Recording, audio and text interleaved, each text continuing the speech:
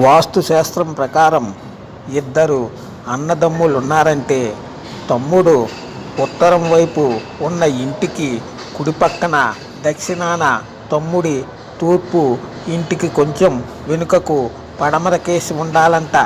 కానీ నేను చూసిన ఇద్దరు అన్నదమ్ముల్లో అన్న ఇల్లు తమ్ముడికి ఇంటికి ఉత్తరాన తూర్పున ముందు ఉండి తమ్ముడికి ఎడమ పక్కన ఉంటాడు. ఇది వాస్తుకు పూర్తి వ్యతిరేకం. కానీ విచిత్రం ఏమిటంటే ఆ ఇద్దరు అన్నదమ్ములు వాస్తు సిద్ధాంతులే, వాళ్ళ పిల్లలు కూడా వాస్తు సిద్ధాంతులే. వాళ్లకు అస్సలు ఖాళీ ఉండదు. కారుల్లో మరీ తీసుకెళ్ళి వాస్తు చెప్పించుకుంటారు.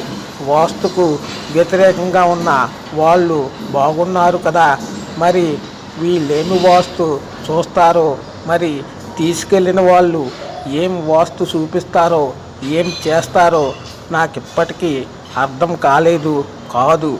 ఏమిటో అంతా అయోమయం.